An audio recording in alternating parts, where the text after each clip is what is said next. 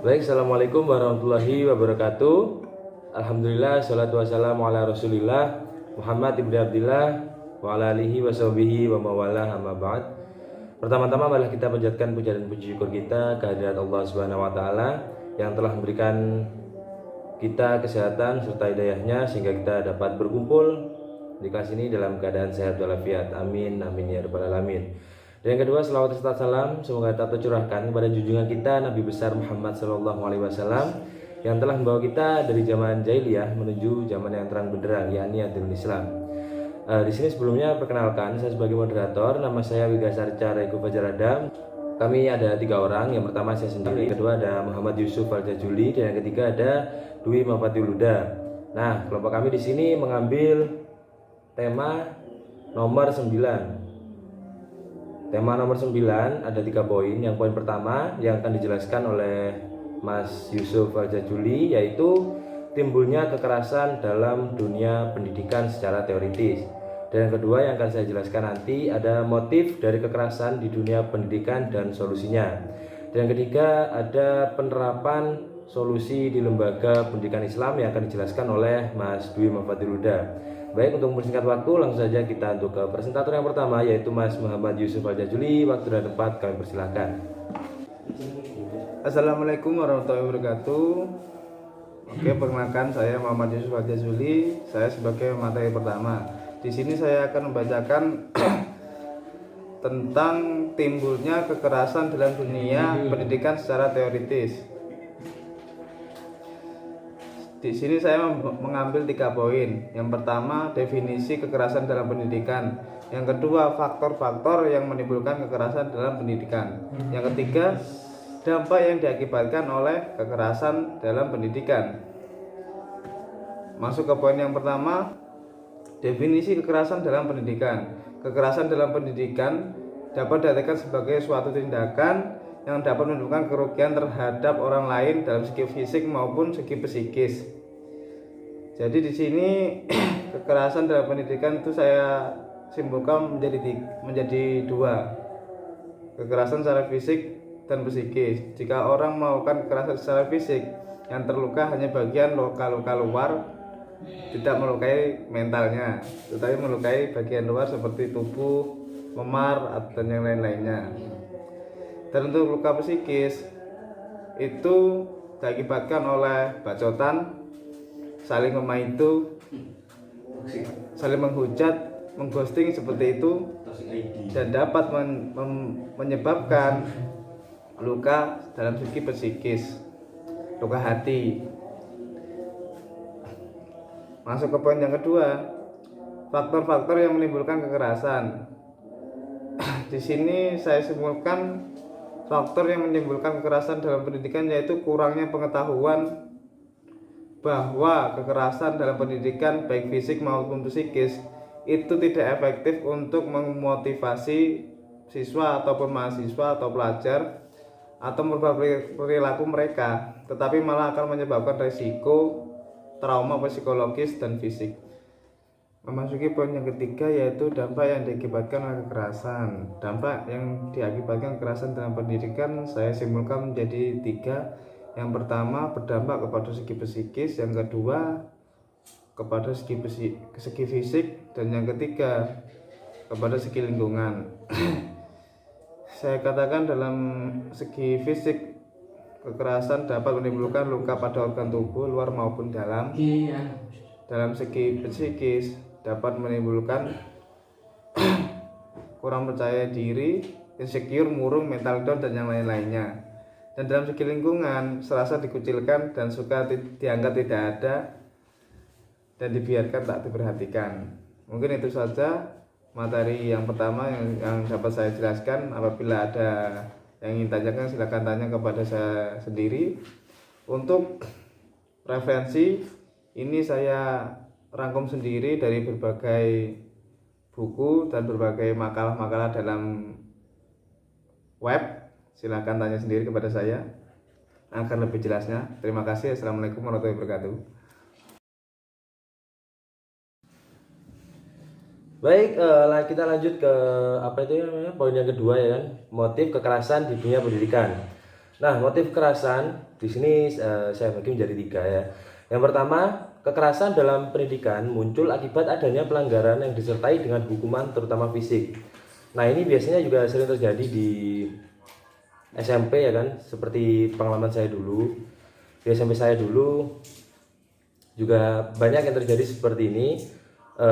Gara-garanya cuma hal yang sepele, misalkan kayak anak yang rame gitu, terus ataupun yang bolos waktu jam pelajarannya, pas waktu dia balik ke kelas itu kadang dijiwir atau dijiwit, kadang juga dipukul gitu. Apalagi pas olahraga waktu itu, saya sendiri juga pernah lihat di kelas lain itu ya, kayak anaknya kalau misalkan disuruh gerakan yang ini dia nggak bisa atau dia nggak melakukan gitu, langsung dipukul. Karena alasannya apa juga nggak tahu, mungkin dari apa itu namanya, gurunya sendiri juga kalau mau ngebilangin tetap nggak bisa gitu, jadi dia ambil jalan pintas untuk memukul biar memberikan efek jerah. Nah di situ sebenarnya hal yang salah. Karena apa? Kita sebagai guru atau pendidik di sekolah, kita nggak sepatutnya melakukan hal tersebut untuk memberikan efek jerah. Nah mungkin kita bisa cari alternatif yang lain, mungkin untuk disuruh push up atau lakukan gerakan yang lain kalau kita menerapkan hukuman secara fisik, dan kita nggak boleh main tangan. Kalau main tangan, meskipun posisi kita sebagai guru dan siswa kita yang kita ajar itu nakal, kita nggak boleh, karena sudah ada di undang-undang kalau kita nggak boleh melakukan kekerasan pada siapapun. Nah yang kedua, kekerasan di dunia pendidikan dipengaruhi oleh lingkungan masyarakat dan tayangan media massa yang memang kebelakangan ini kian vulgar dalam menampilkan aksi-aksi kekerasan. Nah yang ini nih, yang ini biasanya kalau anak-anak habis lihat film terus ada temennya yang juga lihat gitu, jadi kayak praktek dia tuh habis lihat film Genji misalnya ya kan, di film Genji kan pukul-pukulan tuh, berkelahi. Nah biasanya itu anak-anak kecil atau anak-anak SMP dia ngelakuin itu ke temennya, jadi rasanya kayak dia, wah kalau gua ngelakuin ini keren nih, jadi gitu. Nah terjadilah di situ kayak perkelahian atau apa itu namanya, pukul-pukulan sama teman. Nah gitu yang perlu dihindari. Di sini peran guru di sekolahan untuk mendidik sikapnya supaya bisa menyaring atau memfilter video yang dia lihat kalau video itu tidak patut untuk ditiru. Nah selain guru, peran orang tua juga penting dalam hal ini, karena media bisa diakses oleh siswa atau anak bukan hanya di sekolah namun di rumah atau di lingkungan pertemanannya. Jadi kita sebagai orang tuanya itu juga harus bisa membatasi atau mengontrol kegiatan anaknya dalam melihat media sosial. Jadi biar nggak terjadi hal-hal yang tidak diinginkan seperti perkelahian itu tadi. Nah yang ketiga, kekerasan bisa dipengaruhi oleh latar belakang sosial ekonomi pelaku. Sosial ekonomi, yang pertama sosial misalkan orang tuanya itu di rumah galak, terus sering dipukuli di rumah sama orang tuanya, itu biasanya anak bisa meniru kelakuan orang tuanya di sekolah yang dia lakuin atau dia peragain ke anak yang lain gitu. Terus yang masalah ekonomi mungkin kalau dari segi uang saku lah, misalkan buat anak-anak sekolah ya, uang saku misalkan kalau nggak dikasih, biasanya di sekolah itu ada anak-anak yang malak gitu, minta-minta duit ke teman-temannya. Dari yang saya amati, jadi dia minta-minta duit ke temen, terus habis itu kalau nggak dikasih ya dia mukul gitu, terjadilah perkelahian ya kan. Jadi kita sebagai orang tua juga harus bisa ya, peran orang tua juga harus bisa memenuhi kebutuhan anak atau apa yang dia butuhkan untuk beli jajan lah minimal di sekolah. Jadi biar gak minta-mintain duit ke temen gitu. Terus selanjutnya, jenis kekerasan yang dilakukan. Nah ini mungkin sebagian sudah dijelaskan oleh presentator pertama, yaitu Mas Yusuf Al-Jajuli. Jenis kekerasan yang pertama, kekerasan secara verbal, yakni tindakan yang berdampak secara psikis melalui perkataan. Yaitu tadi diolok-olok, terus habis itu kayak dia disudutkan gitu, dibully lah istilahnya. Kalau dia akan mengalami beban mental atau psikis yang nantinya akan berdampak dia tuh kayak cupu gitu, penakut, terus habis itu dia kayak males gitu mau sekolah, karena di sekolah ya gitu-gitu aja, dipojokin sama teman-temannya. Terus yang kedua, kekerasan secara fisik, yakni tindakan yang berdampak pada organ tubuh seseorang. Nah kalau organ fisik, dipukul, biasanya ditendang, terus dicubit, diapain gitu sama temennya atau sama gurunya, itu yang berdampak pada organ tubuh, bisa memar ataupun merah, ataupun biasanya juga berdampak yang serius pada organ tubuh anak tersebut. Nah, terus lanjut ke slide yang selanjutnya. Perubahan perilaku siswa yang menjadi korban tindak kekerasan. Nah, siswa kalau udah ngalamin kekerasan di sekolah, itu pasti ada perubahan sifat yang nggak kayak biasanya gitu kalau dia ke sekolah. Di sini ada 3. Yang pertama, menjadi malas untuk masuk sekolah. Ya karena itu tadi, kalau misalkan dia masuk sekolah, dia entah takut sama gurunya kalau dia salah itu dipukul lah atau diapain, juga bisa takut sama temennya yang biasanya nakal ke dia gitu, entah itu diolok-olok, dicaci maki ataupun dipukul juga. Terus yang kedua, mempunyai rasa dendam pribadi terhadap tersangka. Nah ini kalau misalkan anak kuat menerimanya, misalkan kalau dipukul dia nggak merasa takut gitu, dia pasti punya dendam. Kayak misalkan dia habis dipukul, dia akan mengingat-ingat anak itu atau anak yang mukul, terus dia berupaya untuk membalaskan dendamnya. Semisal kayak ya manggil temen-temennya gitu, mau mukulin orang yang habis mukul dia gitu biasanya. Nah ini akan menjadi sebuah kekerasan yang awalnya individu antar individu menjadi antar kelompok, yang berujung biasanya bisa menjadi tawuran yang bisa memakan korban. Nah ini bukan hal yang sepele, karena ini juga perlu perhatian khusus dari pihak sekolah. Yang ketiga, ada anak menjadi anak penakut karena beban mental. Seperti yang sudah saya jelaskan di slide sebelumnya, menjadi anak penakut karena beban mental itu karena dia merasa kalau dia ingin ngelakuin apapun itu takut salah gitu. Ini biasanya terjadi kalau anak itu habis dikasih hukuman fisik sama gurunya biasanya. Jadi dia takut kalau misalkan dia ngelakuin apa takut salah gitu. Jadi dia menjadi anak yang murung atau introvert yang nggak bisa membuka diri kepada siapapun. Jadi dia diem gitu, takut lah kalau dia ngelakuin apapun takut salah gitu. Terus kita beranjak ke slide yang terakhir di penjelasan saya. Solusi untuk menanggulangi kekerasan di dunia pendidikan. Nah di sini ada 5 ya kan. Yang pertama, berbicara pada siswa secara terbuka, baik itu dari pihak sekolah sebagai guru ataupun dari orang tua itu sendiri. Jadi siswa bisa menjelaskan apapun yang terjadi di sekolah, apapun yang terjadi pada diri dia di sekolah. Jadi guru juga harus bisa menerima ataupun memberikan solusi kepada siswa tersebut. Nah, orang tua juga harus bisa mengendalikan anaknya mendidik anaknya untuk melakukan hal yang baik. Jadi biar nggak terjadi kekerasan gitu. Terus yang kedua, membuat peraturan yang ketat dan tegas. Nah ini untuk sekolah biasanya nih, membuat peraturan yang ketat dan tegas. Jadi untuk menghindari hukuman fisik secara kayak guru ke siswa atau siswa antar siswa gitu, membuat peraturan ya kayak yang saya jelaskan di slide pertama itu tadi. Buat peraturan jadi kayak anaknya ngelakuin salah gitu dihukum push up ataupun hukuman yang lain, ataupun diberi tugas atau disuruh lari kayak muter lapangan, hormat di tiang bendera selama berapa menit gitu.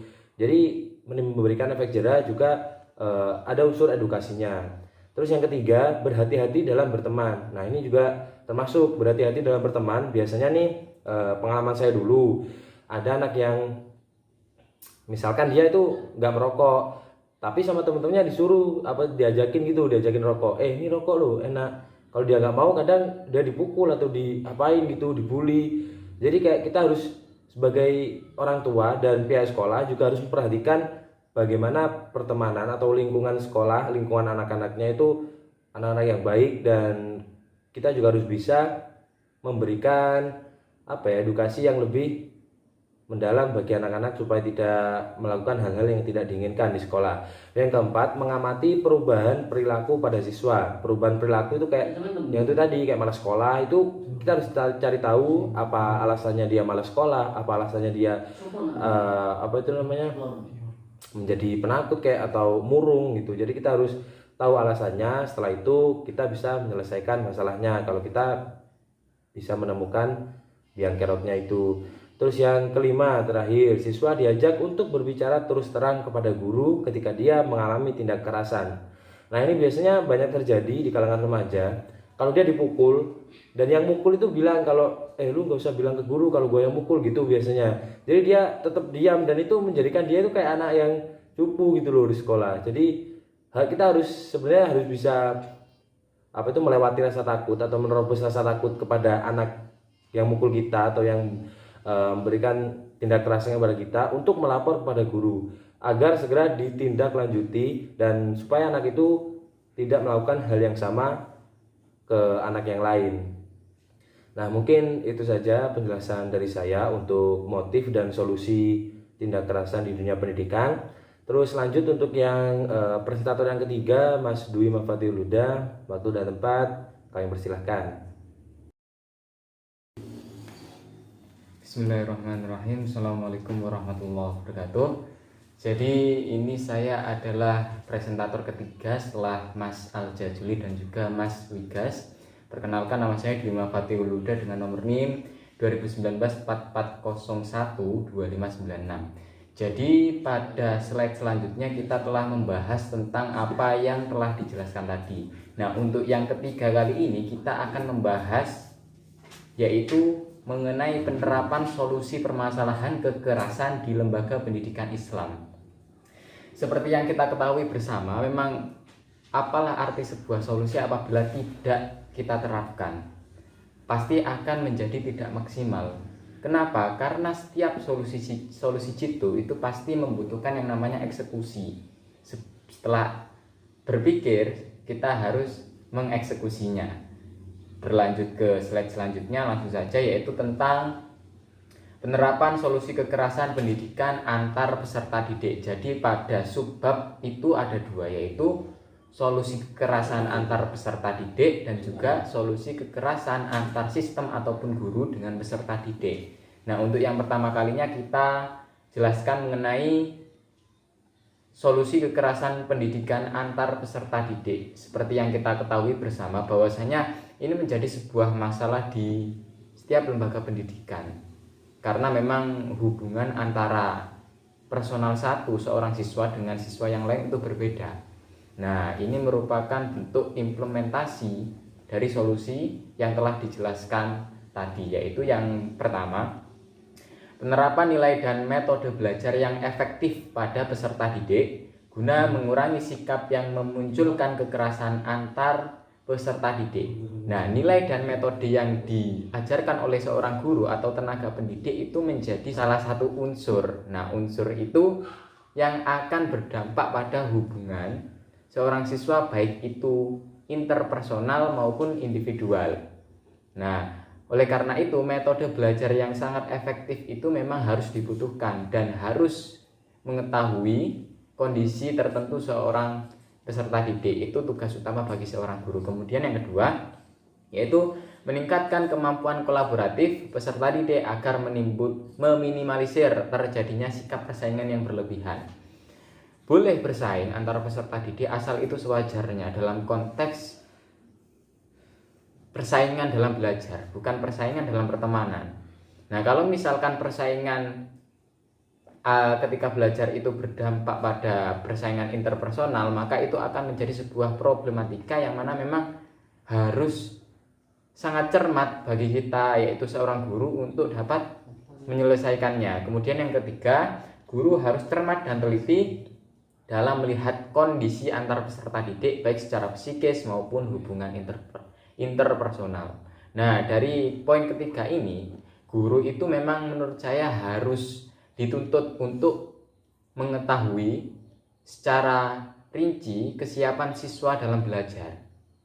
Nah, karena apa? Karena kesiapan siswa dalam belajar itu pasti akan berdampak pada prestasi dan juga hubungan kepada teman. Nah, apabila memang kesiapan itu tidak dipupuk mulai dari awal, tidak didoktrinkan kepada peserta didik, maka itu akan menjadi sebuah permasalahan kalau menurut saya. Dan solusinya yaitu ini, poin ketiga ini, yaitu kita sebagai tenaga pendidik harus cermat dan juga teliti dalam melihat kondisi antar peserta didik. Setelah itu kita berlanjut ke slide selanjutnya, yaitu penerapan solusi kekerasan pendidikan antara guru atau sistem lembaga dengan peserta didik.